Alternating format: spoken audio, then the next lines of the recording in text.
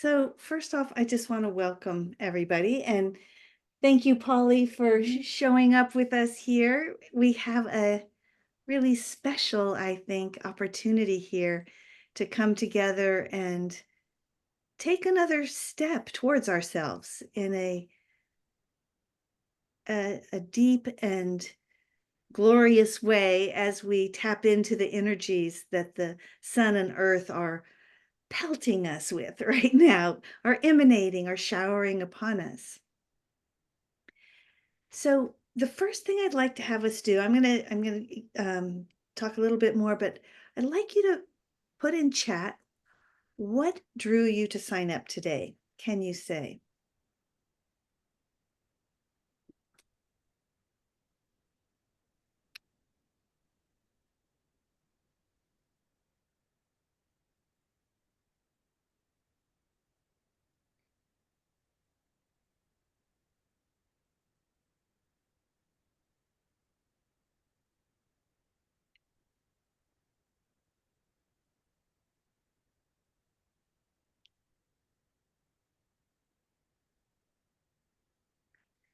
Okay, I'm going to read these out loud so Polly can hear them. And I do want to say, I just want to take a moment and say, we have at least two people who have birthdays during this time. One is Tashina, whose birthday is tomorrow. So let's just wish Tashina a big happy birthday. And Mikalan, I believe your birthday is in this. Yes. So let's just also give a big warm welcome and extra blessings. It'll be really interesting to hear from the two of them, their experience of having these gates as part of their fabric of their lives every day. For those of us who don't have that in our chart, it comes in relation to other people, it comes in relation to the transits, or it gets amplified in that way. So I'm just going to read these.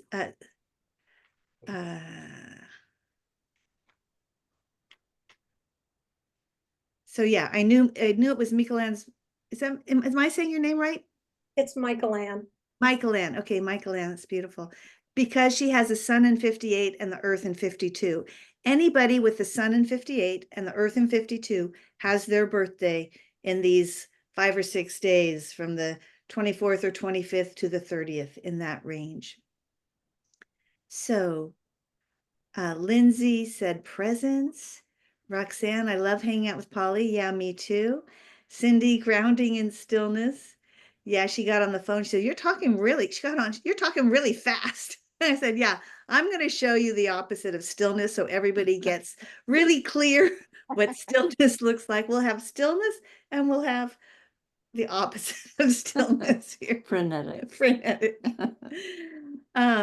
Amora, love. Yeshi, being with you and Polly. Love you, Yeshi.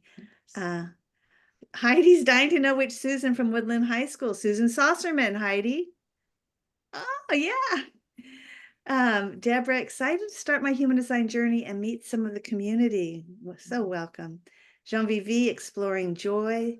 Linda, love being with Robin and Polly. Marco, I'm curious to the effects the transits have on other people, right?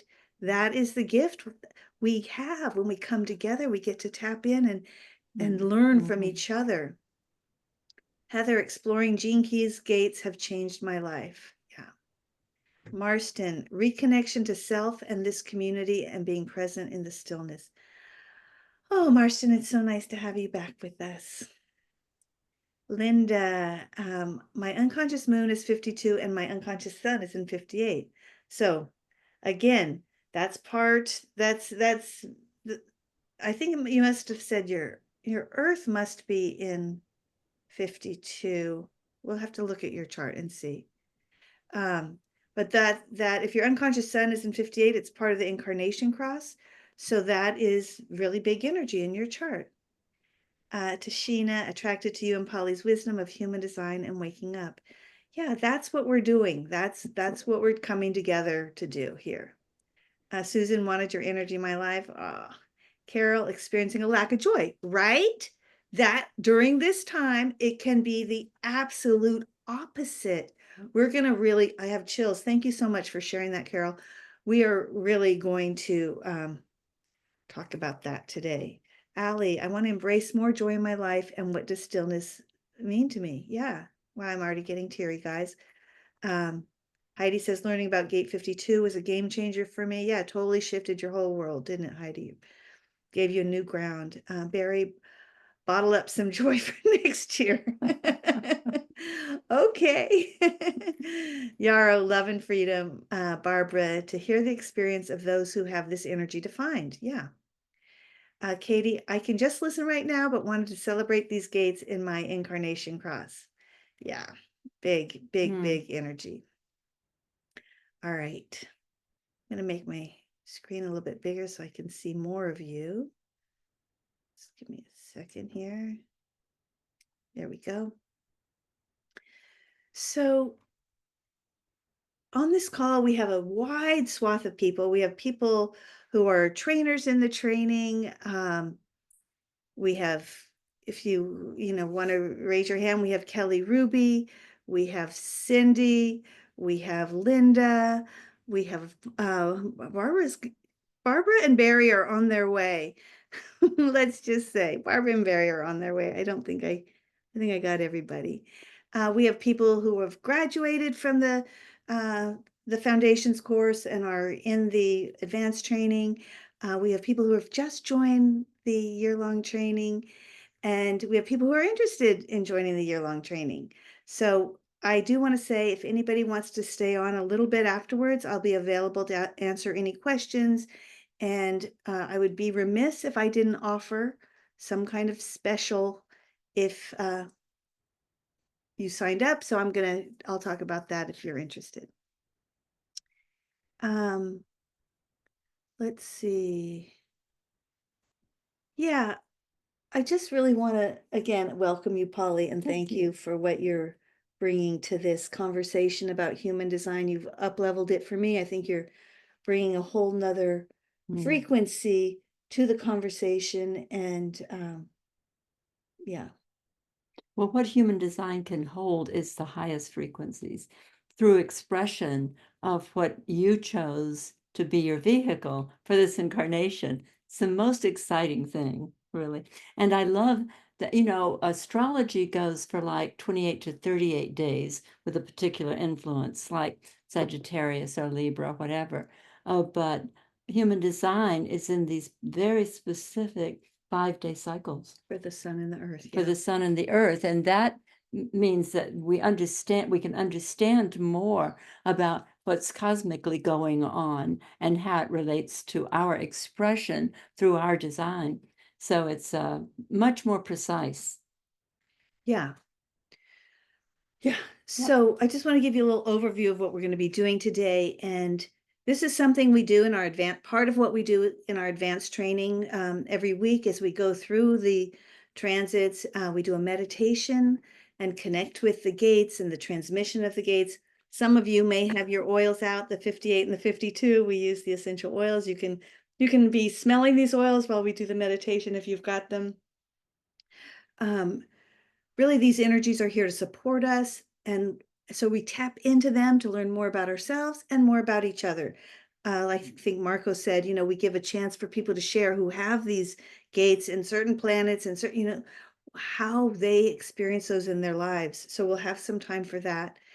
As I said, Pali brings in this weave, another dimension of awareness. So we'll weave in some of her awakening principles and how they relate to joy and stillness. I'm just going to name a few just right now, just as a pause to plant some seeds of what came out of a session I had with Pali yesterday when I was working on joy and stillness. She said, and I'll put these in the chat, reality will boggle your mind. It's not based in cause and effect. It's entanglement theory. Conclusions are based on cause and effect. Typically, it has to do with a rational analytic equating. Did you say equaling or equating? Probably. These were my notes while she was talking. There's never any conclusion. Yeah. We do that in our mind. And she reminded me of the Chinese farmer story. She said, stillness is the field of allowing. And we'll come back to that again. I'm planting seeds. It's out of the mind and into the heart. The wound is from the mind. Some of the earlier ones are energetic. I was having an energetic energetic reaction. We don't have enough spaciousness to not react. So this was in relation to stillness. Again, we're going to weave back around these. I just wanted to like plant some little seeds, and I will go ahead and put these in chat. The spelling is not 100%, but there you go. You got it. All right. So we'll do a meditation, and then after the meditation, so in the meditation, I'll introduce the qualities and look at it from an awakening perspective. And then we'll have some sharing. Polly will talk, do what she does. She'll That's what talk. she does. And we'll look at some charts and look at the, maybe how, if you don't have that, but say you have gate, I think it was she's chart I was looking at, somebody's chart. Just to give you an example, was it? Yes, she's, well, if you have the sun, oh, I'm just going to wait and tell you that when we look at the charts, because it was super interesting what I was looking at. So sorry about that. I'll come back to that. We'll swing back to that. And now I'm going to go into stillness myself, because I've been I've been running this morning, but that's basically what we're going to do today. Everyone good with that? Sounds good to people? Thumbs up? Yep. Okay. Great. And at any time you can put your questions in the chat. We may not get to them in the moment, but we will swing back around to them. So what I would like to invite you to do is just, do you want to say anything before I jump in? No. Okay.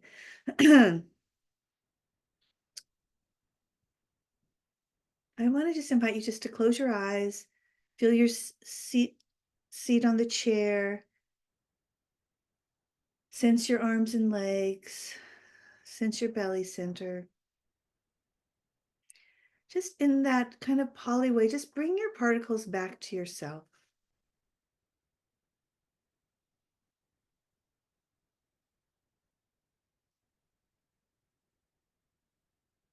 And if you, for a moment, picture the human design chart and picture gate 58, which is coming off the root going towards the sacral. It hooks up with gate 9. It's on the right side. It's logical, collective energy. And for a moment, just feel this energy, just as I name it, as I call it into the field, really, with this energy is the gate of joy that's here to upgrade life. I'm sorry. This is how fast I'm going. The 58 does come off the root center, but it goes towards the spleen. It goes towards the spleen and it connects to gate 18. So it's the root going to the intuition, going to the splenic awareness of survival. So if you think about it for a moment, joy is part of our path of survival. Mm-hmm. And it hooks up with the 18 that wants to correct things, to bring an awareness of what needs to shift in order to bring more joy to humanity. It's not personal, it's collective. This is a gate of vitality. It's upgrading life, as I said, to bring joy to humanity. In the I Ching, it's called the joyous, and it's the gate of vitality. There's a zest for life and the energy that's a motor. That root is a motor for a better life. And it has this, reaching towards the spleen, it has this sensibility when something is weak. It's kind of like the survival of the fittest. Like if something isn't joyful, if something isn't going to be supportive, it's unhealthy. It needs to be upgraded for our well-being. There's the root is a pressure center. It's adrenalized energy. It's the energy of wanting to bring joy and compassion, to challenge patterns or authority that aren't accurate, that aren't supportive of this vitality. There's also a sense in this joy that there's a pleasure that comes from sharing our appreciation, our wonder, our zest for living, for the beauty of life. I don't know if you can, in the last couple of days, I know I have really been noticing the sunsets and nature and just another level of awareness of beauty.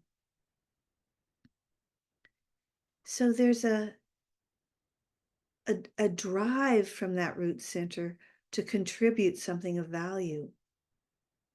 And we're looking at where to put our vitality, where to put our joy for life, how to correct anything that keeps society and humanity from achieving and maintaining our well-being, our again, the spleen is about health, our vitality, our health.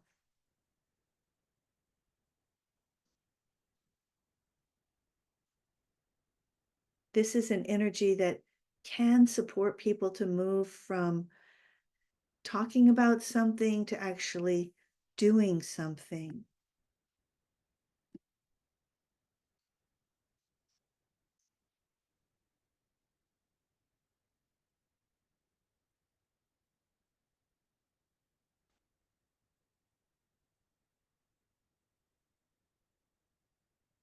In the Gene Keys, Richard Rudd talks about this as the movement from dissatisfaction to vitality to bliss. So I want to talk about, in terms of what Pali talks about, and something we've been talking about, the outer, inner, and secret elements of the gates. And in this case, if we're looking at the outer, we're looking at, are you doing joy? Are you efforting? Are you asserting joy as a demand or a need? Are you triggered when other people are feeling less than joyful? Do you feel the pressure that it's your job to make people happy? So again, we think about the stick, the high side and the low side of that stick. As long as you're on the stick, you're always waiting for the other thing to happen. So maybe you get all the presents and you make the big dinner and you give everything to bring joy, and then something doesn't go right and you feel the lack of joy. You're always waiting for the shoe to fall. And the other thing that Polly was speaking to me about yesterday, that this joy as a doing is not going to take us to the exalted place. There's nothing we can do to have that ultimate frequency of joy. It's always a replica. And there's an entanglement if we have a concern for results. It's where we get caught in the projection. So that's when we're thinking about this joy, as we explore and inquire into it, we're thinking about that. So maybe just take a moment and see, where am I on the joystick? Am I on the high side? Am I on the low side? Am I feeling joy? Am I feeling the lack of joy? Am I trying to bring joy and failing? What is my Or do I world? feel the need to assert joy? Where do I feel the need to assert joy so that I can feel better about myself? Yeah. Yeah, please come in anytime, Polly. On the inner, what are you telling yourself about joy? Maybe you can't have it. or you need something external to feel it.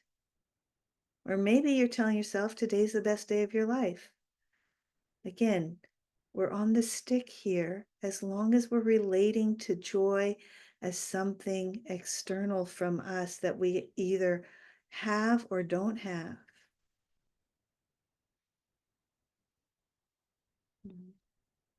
And then we go to what we call the secret element of this gate. And this is the field, this is the emanating frequency level.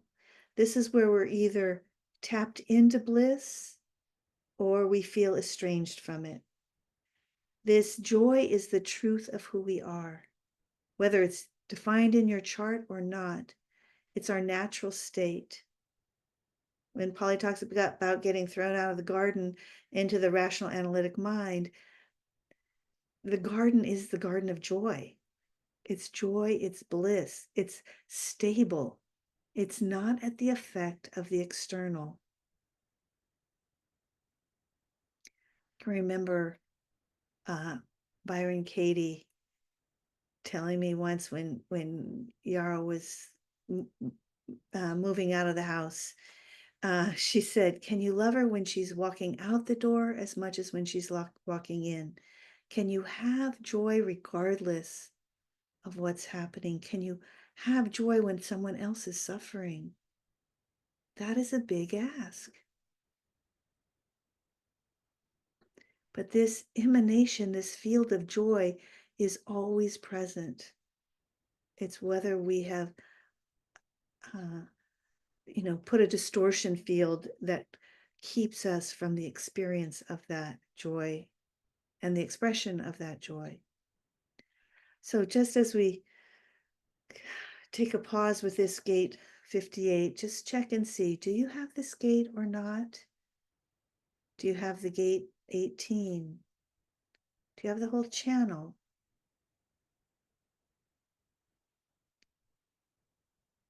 What's your experience of this gate during this time from like the evening of the 24th up till now? Are you bumping around from joy to distress, lack of joy? Are you in that bliss state, unmoved, unmovable?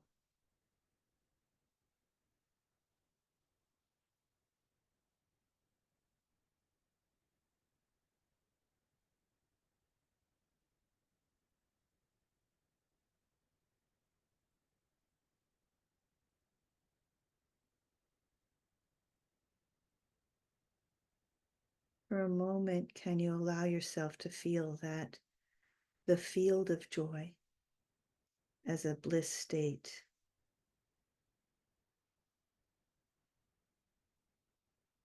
Beneath any layers of fog of distortion.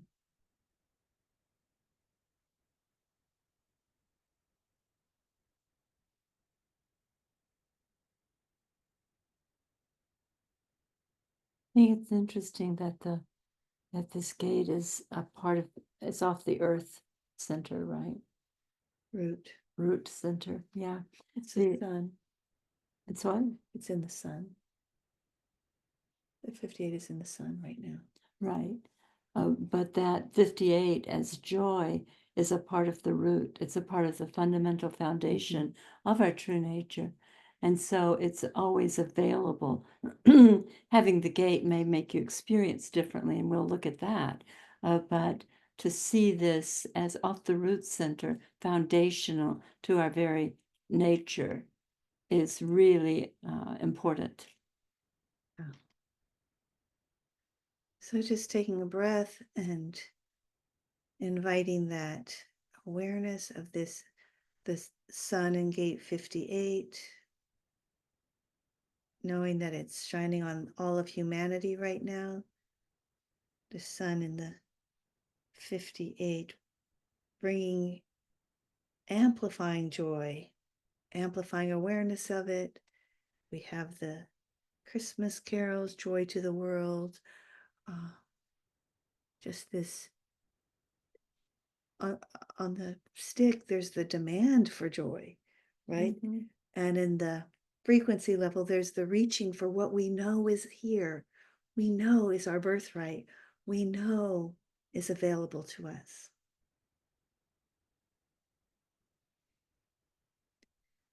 And just taking a breath, and let's just shift now to the earth in the gate of stillness. And the earth is the ground for the sun. It's the ground for joy. This stillness is the ground. The joy comes out of the stillness, is supported by the stillness. And Pali calls this stillness the field of allowing.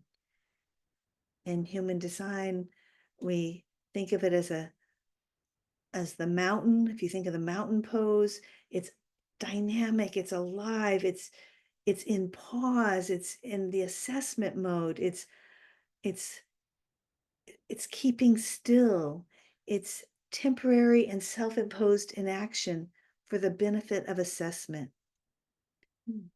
And again, the way Polly talks about this is allowing and potentiality.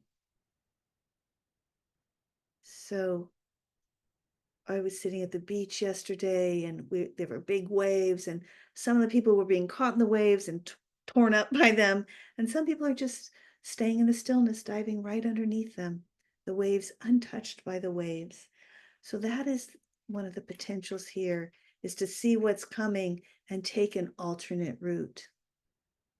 It's the power to wait until the action is correct. So this is like pulling the arrow back and looking for the target and knowing at the right moment when to let that arrow go. If we're on the low side, we can get stuck in the inactive mode. So let's talk about that inner, outer, and secret qualities. So that outer, that stillness, the doing of stillness could look like talking about meditation or taking time off, could look like making a commitment to stop. I know I can I can say things like that, but they don't really give me, I can take the time off, but I can still be busy in that time off. That doesn't necessarily touch into that stillness. The creating the space might be a direction towards it, but it could also be a direction towards a very busy mind or a lot of activity. That is a spinning kind of activity. This is that kind of pause, stillness, waiting. If you see like, um, a cat in total relaxation with the ears up, like listening, awake, knowing when to shift, when to move. Again, we're talking about on the stick, we can be either very still, going to inactive, or we can be very active to avoid stillness. There can be a threat of being still and having to be with something that the stillness might reveal. On the inner level, we're asking ourselves, what are we telling ourselves about stillness? Maybe you're saying, I don't have time for it, or I need to complete something before I can be still. Or maybe you're saying this is a priority and I'm going to do this. Um, Again, we're reaching for something. It's the facsimile of stillness. At the secret level, the stillness is always present. There is a emanation of stillness, the dark night, the silent night. It's stable, it's unshakable. And that truly is the heart of the universe, this generative stillness, this womb of stillness where all life comes forth. Anything you want to say there, Polly? It's just there is an aliveness to it. And I think sometimes that can be overlooked or not acknowledged as an aspect of stillness. It's kind of like the womb. It's like so much activity, so much happening, but in this held and, like you said, generative space. So Richard Rudd's trajectory of this energy is stress to restraint to stillness. And he says, this gift has a huge impact on the emotional body. It communicates and exudes calmness throughout the aura. There have always been people in the world who remain completely unflustered by external crises, such an emotional turmoil or human conflict, such as emotional turmoil or human conflict and war. There have always been such people among us, and these are the people of the 52nd gift. So this is the potentiality of this gift, is to be the stillness as the war rages around or within yourself, honestly, right? What Pali teaches is if you can see it, it's not you. If you have a wave coming at you and you see it for what it is, you don't have to be at the effect of it. So this stillness is really a way to step out of being in cause and effect, being stepping out of being at the effect of. Yeah, it comes into play in the awakening curriculum that we're doing. It comes into play and nearly in parallel or in relationship to the experience of detachment. It's there's a subtle range in there between stillness and detachment, and the stillness that is available when you're not pulled into or reactive or caught in what the first two stress, and what was the other one from Richard? It was restraint. Yeah, the need to either agitate about something or to hold back on something. The stillness is meta to that, prior to that, and it there seems to be, and I have this gate, and I know in the cycle of my life, I've been very aware of a very specific point of stillness that comes with, it's nearly as if it's a raising up out of the debris, a raising up out of the turmoil and into that perfect sense of stillness. So taking a moment just to check in with yourself, inquire it within. Where are you in relation to stillness? Are you in stress? Are you in restraint? Are you in stillness? Are you trying to get stillness? Are you trying to avoid stillness? Do you have this gate defined in your chart? Or do you have the gate 9 that hooks up to it? This again is collective logic energy. We're looking for the kind of stillness that permeates humanity. It's like that's the silent night. We come together saying silent night for those who are in that tradition. There's a sense of coming together in stillness, coming together in meditation, the understanding of the power of tapping into that deep stillness together. Just seeing if it would be okay for a moment to allow ourselves to join in that stillness.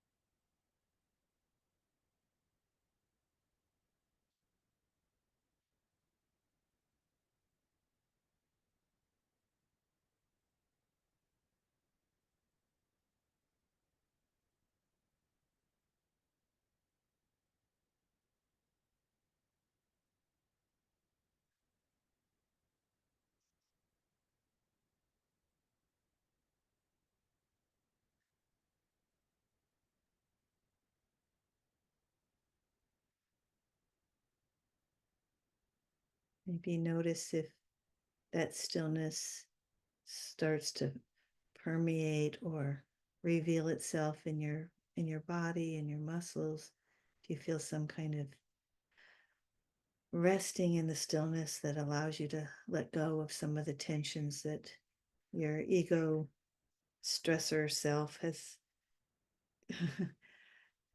told you you need to be tight to be safe?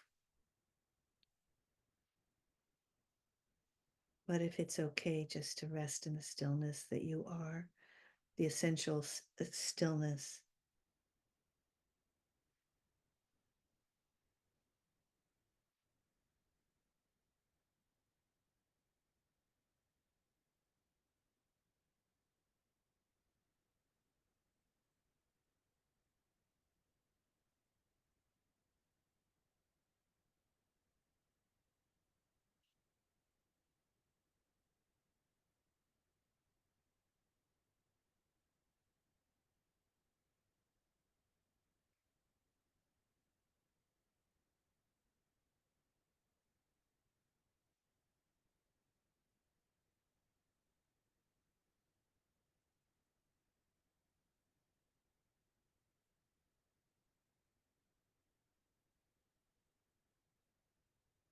And then just, so you bring this to close, just put your hand on your heart and just think of all humanity navigating these energies, the highs and the lows of these energies during this time.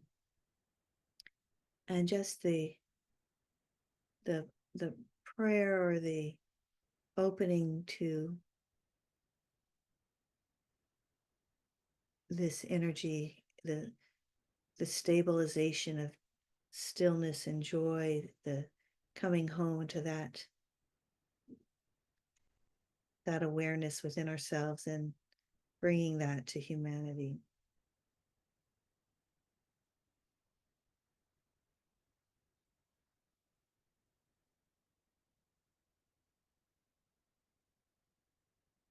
Knowing that wherever you are, no matter if you're on the stick lacking joy or feeling joy, that this stillness, this joy is always here in the holding all of it.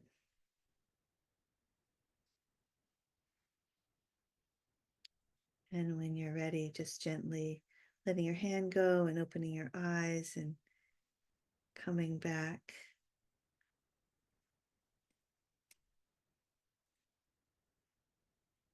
Do you want to talk, or you want me to ask people to share? Ask people to share. Yeah. What I'd like to do, I don't know if Tashina, you or Michael Ann would be willing to share uh, a little bit about your experience of living in these energies. Um,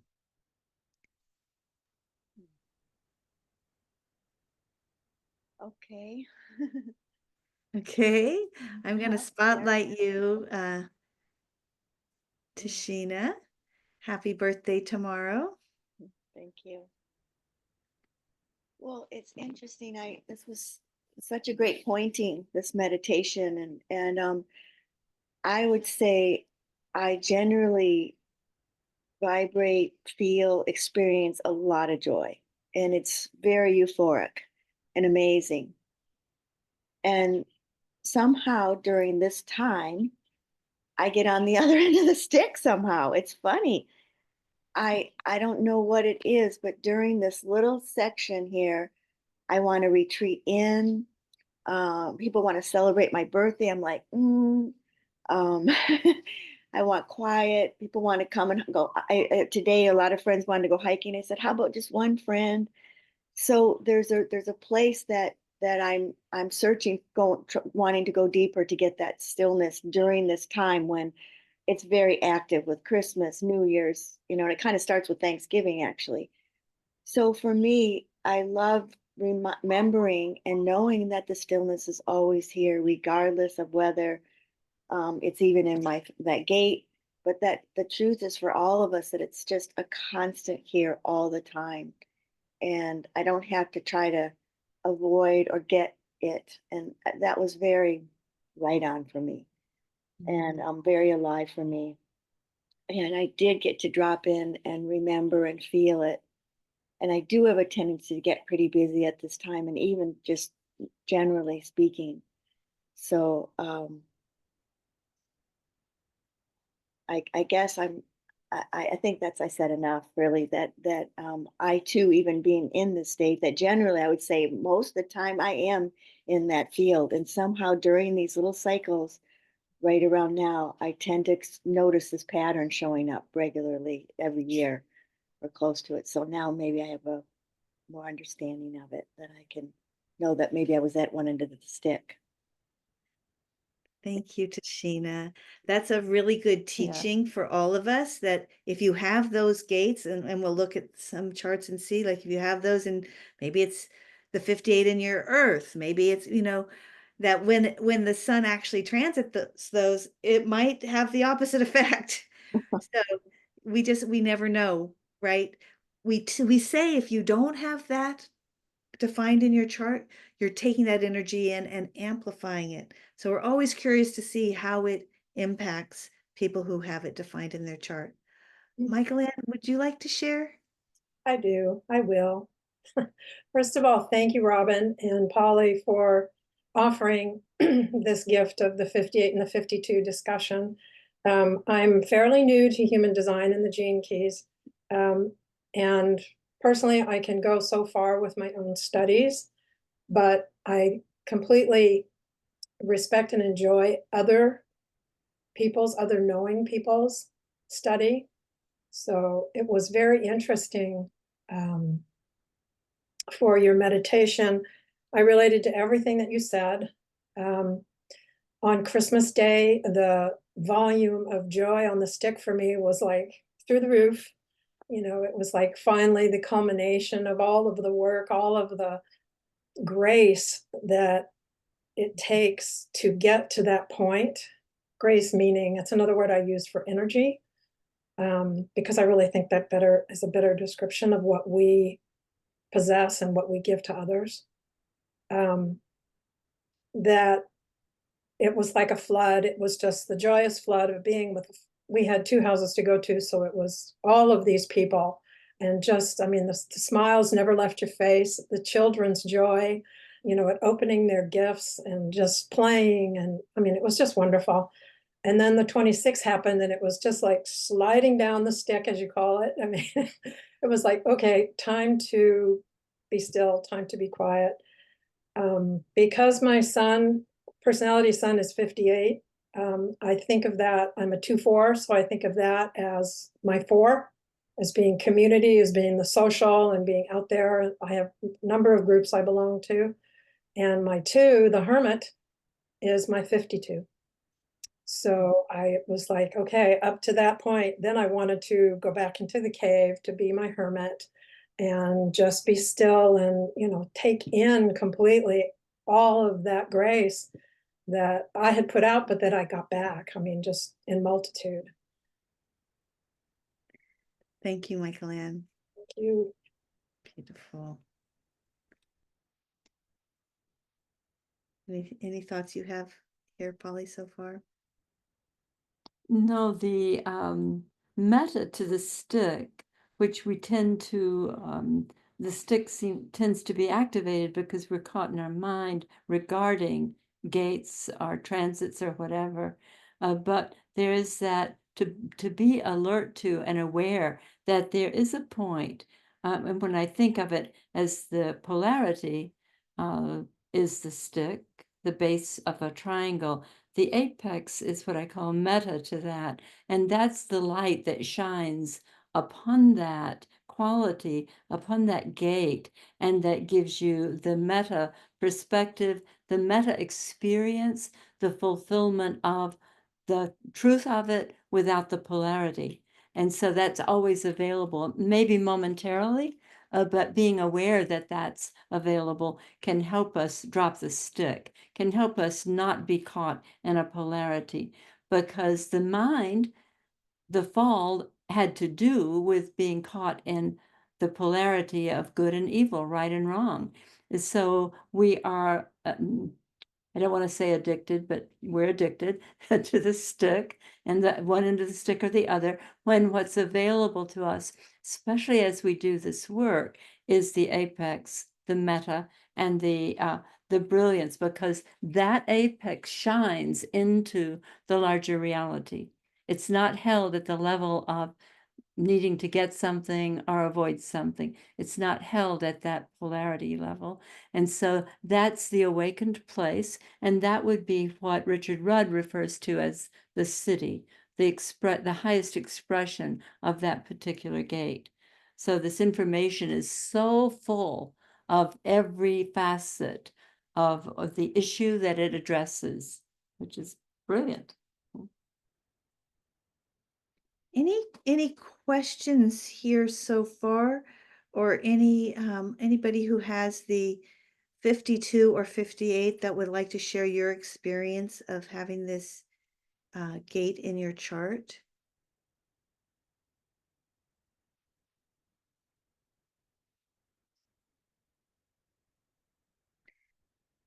Amora, can I talk to you for a minute?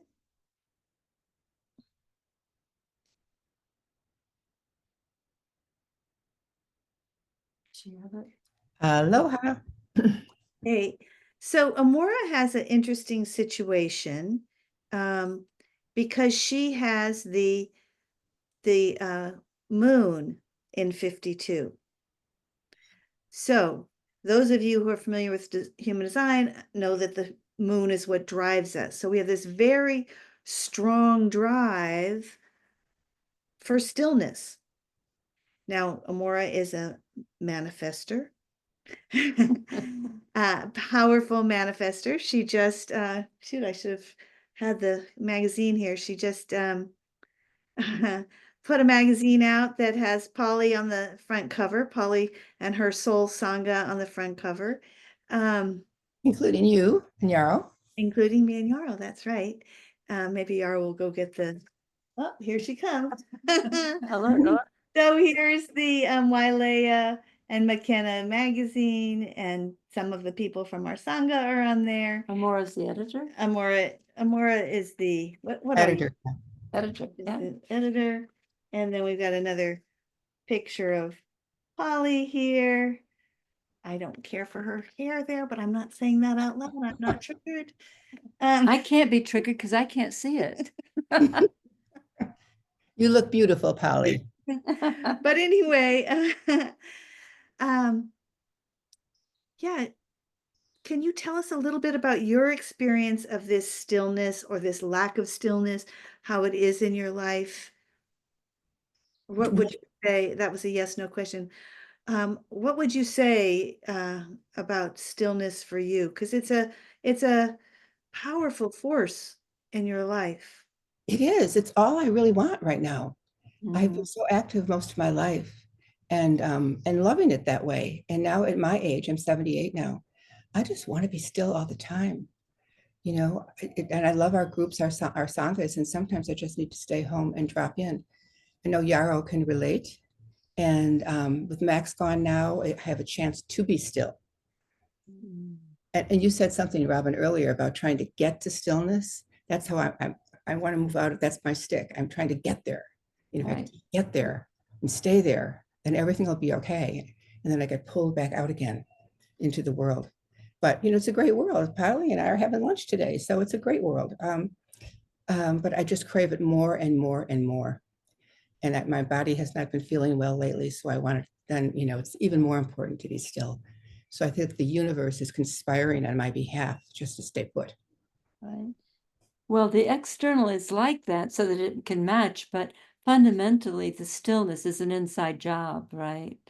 Right. And as you come home to yourself energetically with your attention particles, then you can have that ongoing experience. Now, because it's the moon that activates that gate for you, the moon is cyclical too, as we know. So it's, but it's the inside job for any of these qualities, but especially for stillness, is to have that seated place. In my mind, it has a kind of tonality. It's like the cosmic vault door going You know, it's like Yeah. secret there, and that's available for you, sweetheart. Yeah. What does it mean though? What the moon activates it? I'm not a student of the human design, so I'm So not. the moon, it's kind of like your moon in astrology. What is your moon in astrology? Cancer. Cancer. Yeah. So now your moon is in the gate of stillness. It's what drives you. It's Oh, okay. behind everything. Got it. Okay, that helps. Yeah. Well, that explains it. Thank you. Welcome.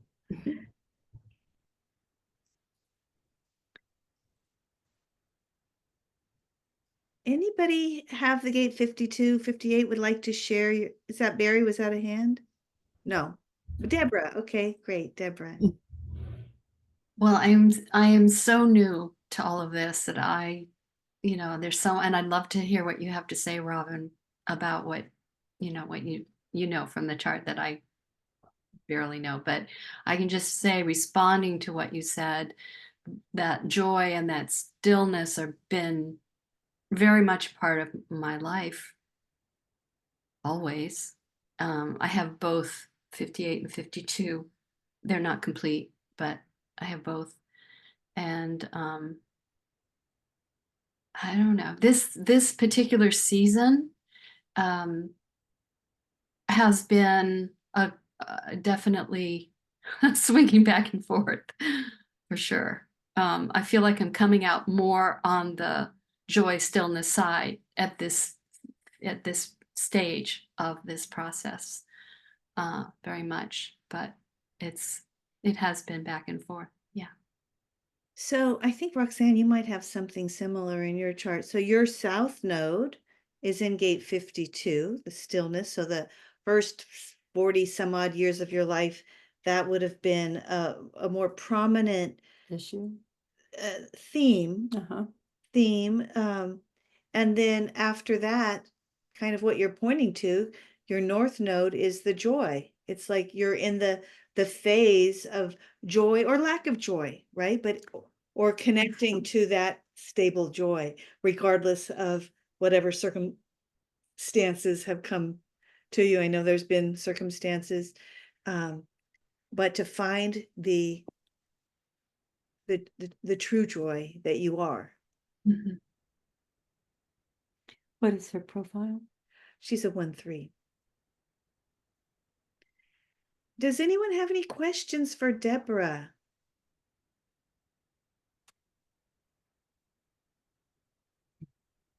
Marco?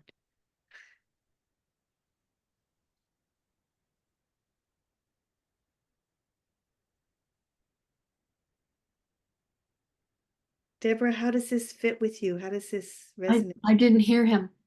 Oh, he didn't say anything. Oh, okay.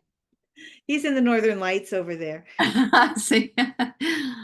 Um, how does this fit with me? Well, I guess I'm the south and north nodes. I mean, I don't know quite what it all means, but I guess I could say that, I mean, I've always had sources of joy and stillness in my life, always. But yeah, I think they're easier to access at this phase of my life. And interestingly, I certainly, after the losses that that you are aware of, that sometimes there are days or periods of days even where they're harder to reach, or other things are blocking them, but then it doesn't take very much for me to reconnect with them, with both of those. It doesn't take very much. That's what I So would think. I want everyone just to pause and feel that. Can you feel that? Like the emanation of that from Deborah? It's just like right there. It's so beautiful. Yeah. Thank you, Deborah. Heidi? Yeah, I just wanted to share my experience with having gate 52. It's conscious Mars is in my gate 52. And I'm a 2-4, which means that I have, like somebody said, the 4 is community and connection. and extroversion kind of. And the two is the hermit, the alone time. And most of my life, I didn't identify at all with the hermit at all. I couldn't be alone. I couldn't take it. I always had to have people around me. But after a pretty big transformative experience based in tragedy, that shifted. And that alone time and stillness and that mountain really landed in me. And I began to feel more cohesive in myself. And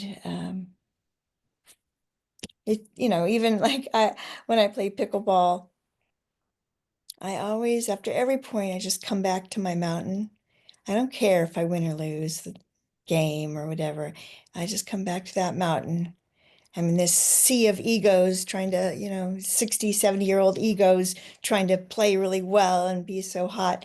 I don't care. I'm just in my mountain, and it's at 52. Heidi, someone talked earlier about having a 4-2, 2-4 profile, and your 4 profile really overshadowed that stillness for the better part of your life, even though, and your tribalness, your tribal inclinations really overshadowed that.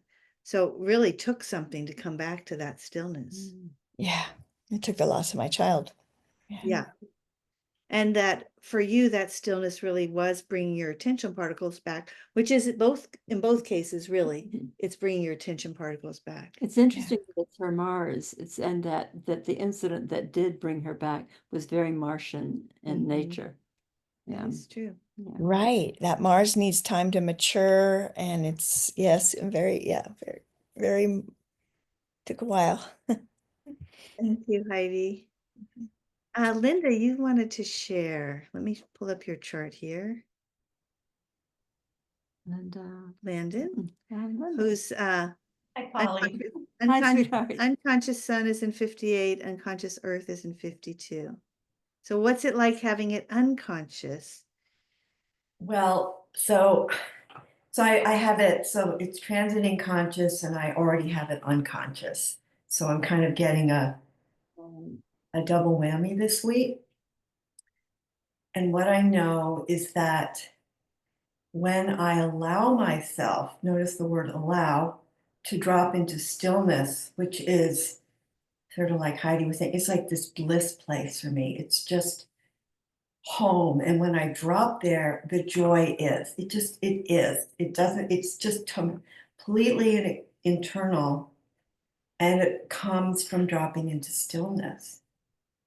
And what I've noticed this week with the transit is that I've been, going both ends of the stick. I've been experiencing heightened stress, which is the, according to Richard Rudd, the lower expression of the 52, and also the dissatisfaction, which is that shadow of the 58.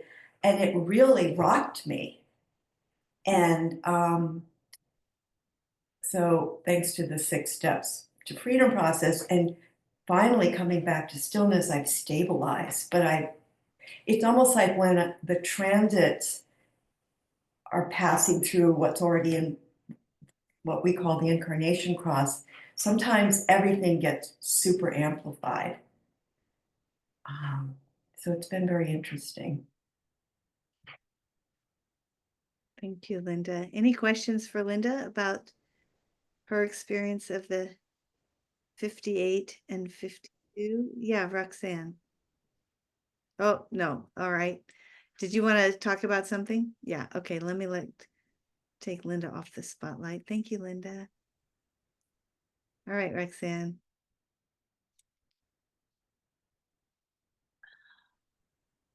Oops, let me move her chart. Sorry. I'm muted. Okay, yeah, so I have both 58 and 52. And is it 52 that's stillness? Or is Yes. it the other way around?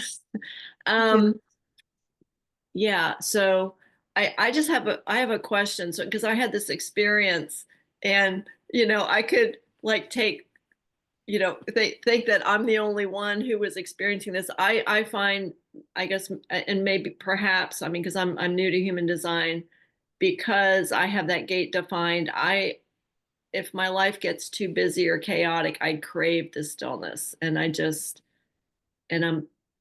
so I will make time for it. And at the end of 2019, I had just spent, 3 months traveling, and then I was staying with my sister, and I was looking for a place to land, at least temporarily, because I was enjoying traveling, and I was having a hard time finding a place to live. And I, so I thought, okay, I just need to get clear on what I want. So I got up in the morning and journaled, and I was surprised at what came out, and it was silence, solitude, simplicity, and stillness. And that's what I was craving. And then I ended up, in the right place for me. That was at the end of 2019. 2020, COVID hit, and the whole world went into stillness. And I kind of wonder if all of those with that gate defined, like there was this sense, that was something that was needed. I don't know. What are your thoughts on that? Because the whole world literally became still. Well, I do think that the gates, the 52 and the 58, are aspects of our true nature. And so I can't imagine what you're pointing to, Roxanne, may very well have been that energy moving into the collective. It is a collective energy. So it's like that would have been we don't create cause and effect here, but we can see outcome. And that experience, like you finding that place, that's when you moved to the cabin, right? Yeah, Maggie Valley. Yeah. Yeah, exactly. Yeah, and I do think there was that kind of movement, just as you have pointed to, collectively, for the world. It's nearly as if it were a creation in that regard, or at least we took advantage. There certainly are polarities within that whole cycle of the COVID cycle, but I do think it found in a lot of people a point of preference for inwardness, a point of preference for stillness. Yeah, that's a good notice. Thank you, Roxanne. Cheryl has her hand up. She also has the moon, unconscious moon in, we've got your unconscious moon, I think, Cheryl, in, let me pull up your chart. And,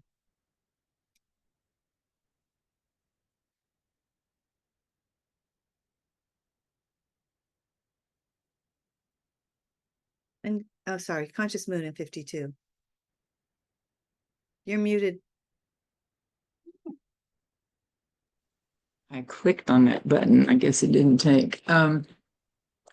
So I can see how this shows up in, it's kind of a paradox because of the 3420, the busy gate, that is then offset with the moon. But what I've noticed is that I go into this period of all of this, I call them divine downloads, all these thoughts, epiphanies, and the creativity spurt that I get.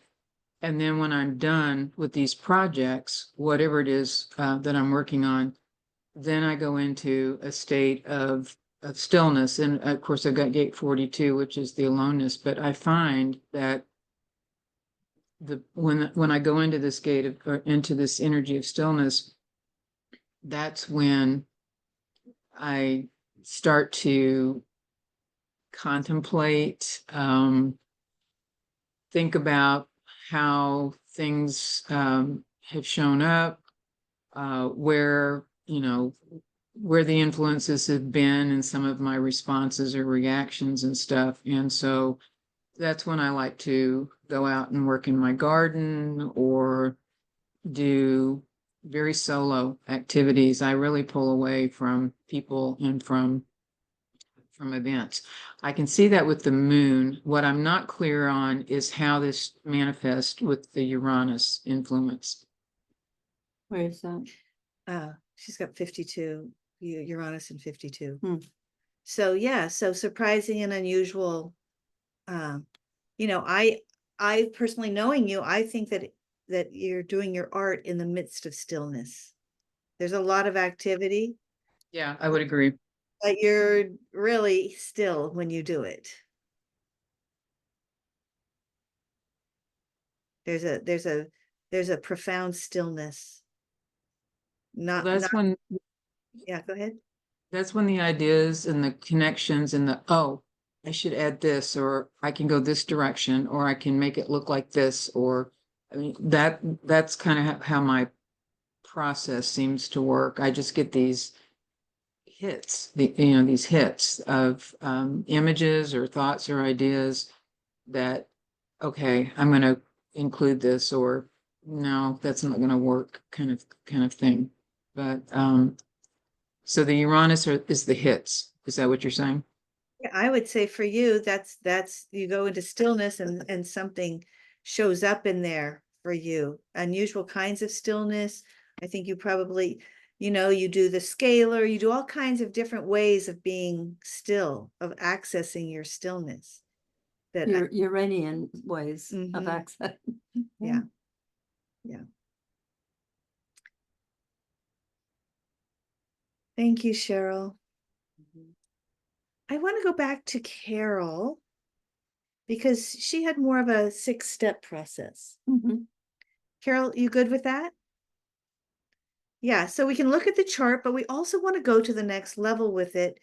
And let me just spotlight you and spotlight us and really work it and get freedom. So, oops, did I take you away? All right, there we go.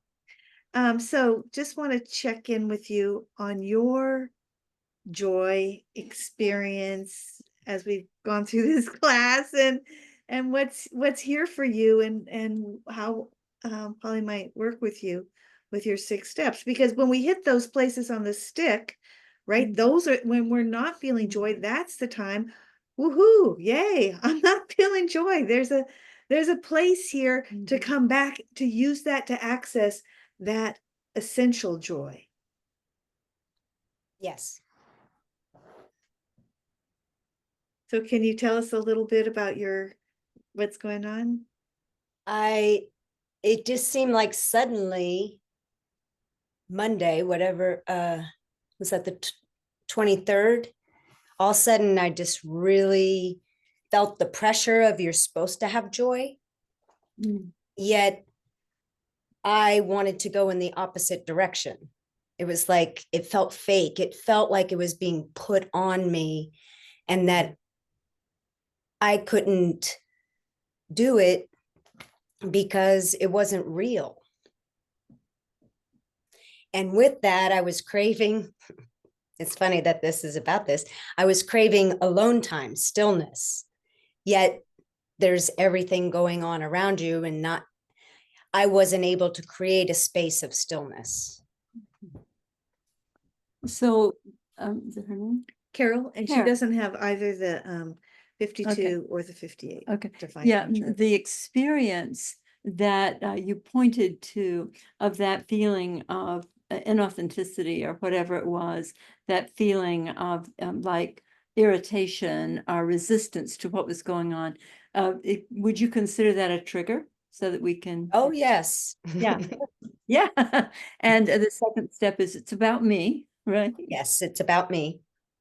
And the feeling was, so elaborate on the feeling experience of that. Frustration that I couldn't just be joyful like everybody else. frustration that there's this collective mindset that you're supposed to be a certain way at this point. And probably anger, just feeling like it's imposed upon me.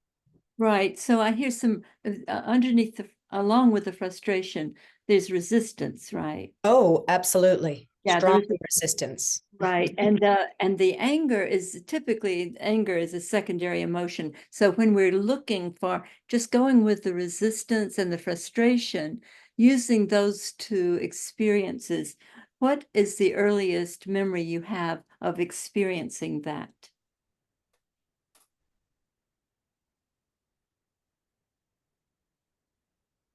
Using the feelings.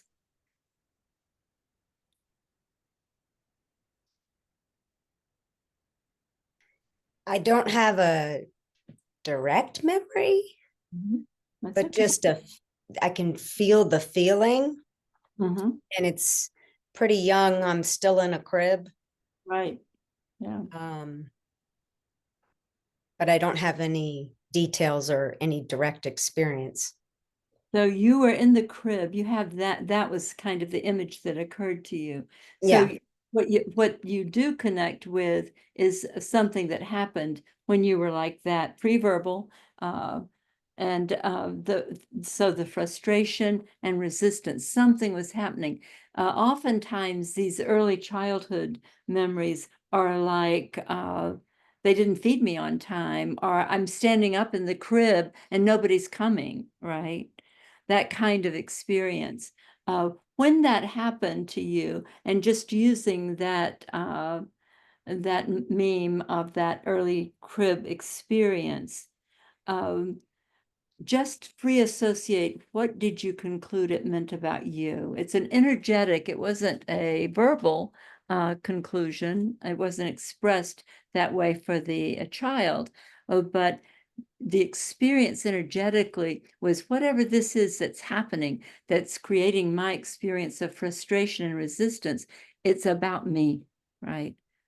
Because for all of us in our infancy and our childhood, early childhood, the whole world is about us, right? If we don't get fed on time, if we don't get taken to the park, it means something about us. In the free association, what would you imagine you might have concluded about yourself when that happened? I'm not heard. Yeah, because you probably were standing up in the crib, hanging on, yelling, right? The sense I get. Yeah, exactly. And so when that got installed, now you will be seeing what we call the world. Your awareness will be shining through that distortion field of frustration and resistance and the conclusion, I'm not heard, so that continues to be the way you perceive reality and your experience in it. So if we're seeing that, you and I and everybody on the call, we're seeing that conclusion that you made, I'm not heard. That awareness that we're shining on that right now is the light and the power of forgiveness. The seeing that that really happened, it was unavoidable, but it was not true. Once you had installed it, you saw reality and your experience through that distortion field. I'm not heard. So you probably have had many incidences in your life where you have the frustration of not being heard, not being listened to, not being able to contribute. And even doing it to myself. Oh, yeah. Good notice. Yes, exactly. So you'll preempt yourself before it even gets to that place. You will not participate. So what we're doing with awareness now is that the sixth step is the forgiveness. I forgive myself for ever having believed that I'm not heard. That was the conclusion of a toddler at most, maybe before that. Unavoidable, but not true. So the forgiveness is the shining of the light of awareness on that conclusion so that you no longer identify with that distortion field. I forgive myself for ever having believed that I'm not heard. I forgive myself for ever having believed that I am not heard. I know who I am. I know who I am. Yes, I am the awake awareness in which all reality arises. I am the awake awareness in which all reality arises. Yes. Kick ass, right? It's like, all right, game So on.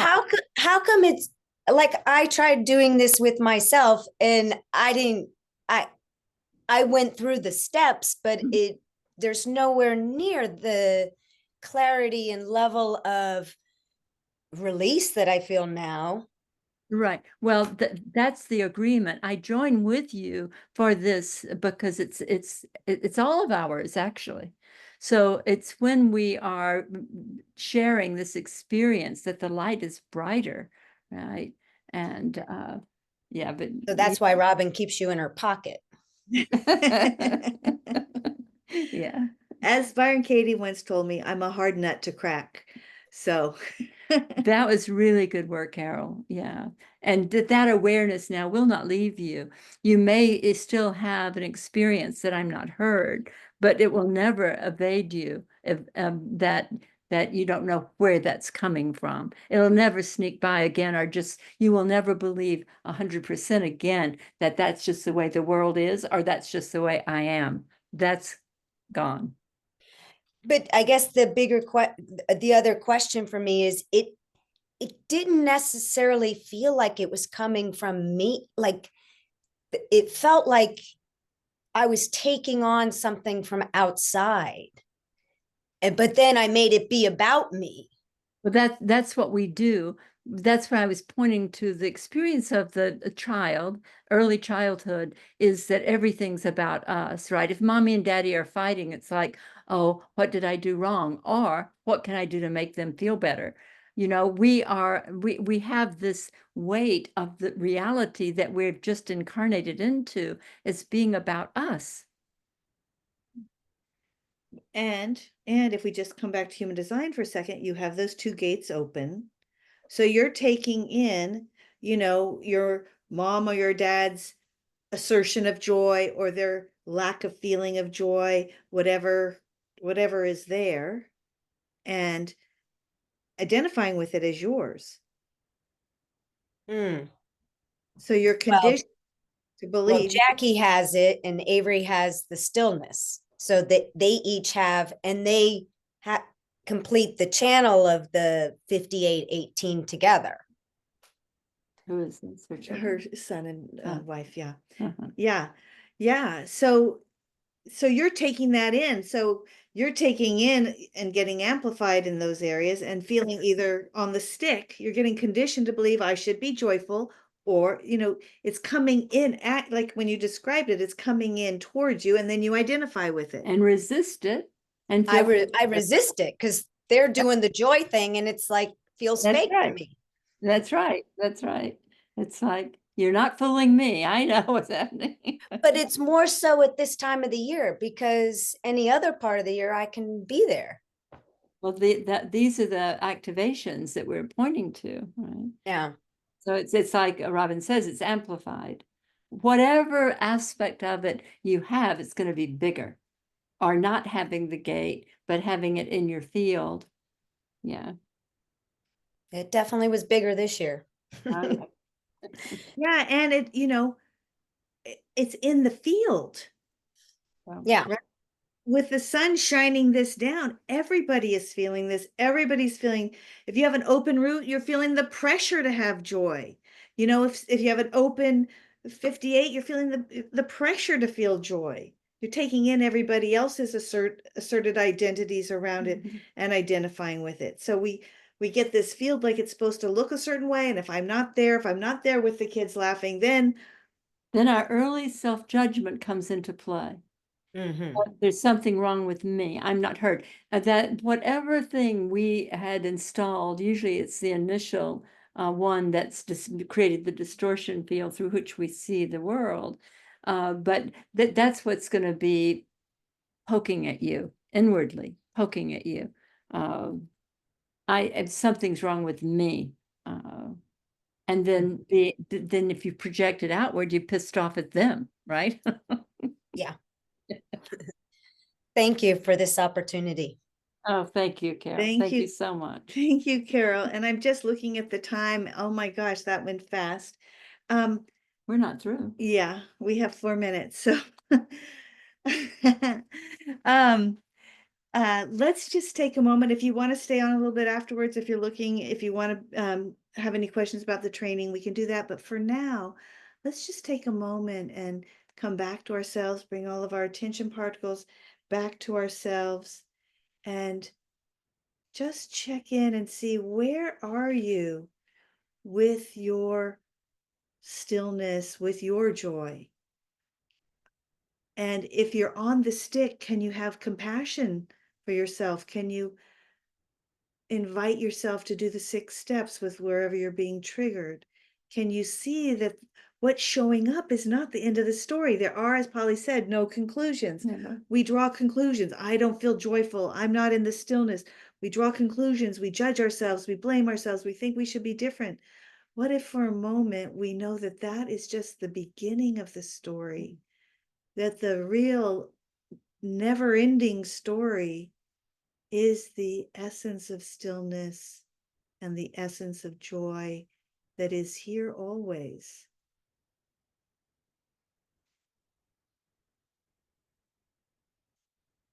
No matter what is happening on the external, this joy, this stillness, this bliss, this stillness is our true nature and can be the witness of the stick, of the disruptions, of the low sides of things.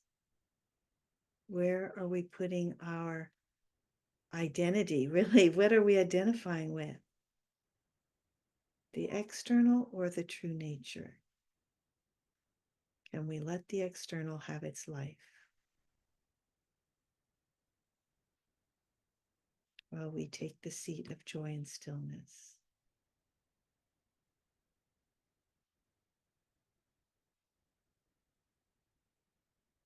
And just taking a breath, smiling at ourselves, smiling at each other, taking a moment to see, is there a takeaway? Is there something that you'd like to remember or have as a touchstone for yourself? And go ahead and put that in the chat. Something you're taking away from today, something that touched you, something that yeah. And Barry says, I love the idea that I can tap into the essence of joy anytime as it is my true nature, and can be a witness to what's in the field externally. Eloisa also has a testimonial about using the oils. Okay, we can hear that after we get everybody's stillness and joy is my true nature, right? Yes. Thank you, Robin and Polly. I loved talking about the 58 and 52. I will live into my stillness and joy. Blessings to you both. We don't have enough spaciousness to not react, right? Jean Vivi, my joy comes from being aligned with my true nature. Totally. Linda, gratitude for connection and coming back into stillness and joy. Yeah, those of you who have it defined in your chart, it is a home space for you. It is always available. It is for everybody, but there's a way that it's a ground. Amora, joy is the only true emotion. Love you too. Yeshi, I didn't realize I was doing the stick dance until you named it. Thank you. I love that, Yeshi, the stick dance. Eloisa had not noticed, and I'm curious about the north and south node in 58 and 52. Right. Carol, remembering that it all comes back to my consciousness. Yeah. My conclusions. Sorry, my conclusions. Yep. It does. Our conclusions drive our life. Yep. And they are part of the rational analytic, and they stop the story, and they are not the full story. Thank you for letting us know that, Pali. Deborah, so wonderful to, I can't see that, to bathe in the joy and stillness together. Grateful to understand more how important it is in my chart. Yeah.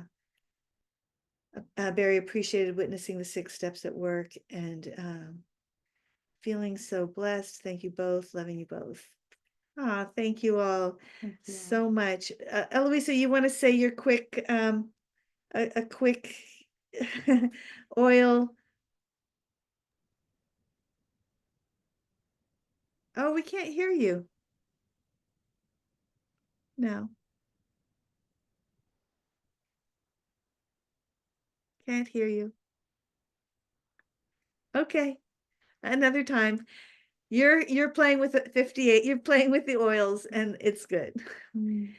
All right.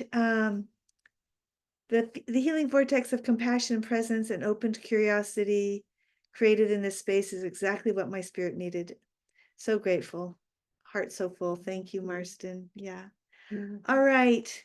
Let's just like bow to each other in love, in stillness, in joy. If you'd like to stay on for a few minutes, if you're interested in the training, stay on and we will answer any questions. Love you guys. You'll get the recording of this, so appreciate you. And see those of you next week. Next Friday, we'll look at the next gates next Friday. All right. I think it's 38 and 39 if it hasn't shifted already by next Friday. All right, you guys. Love you. Aloha. Aloha. Pali. Bye, Barry.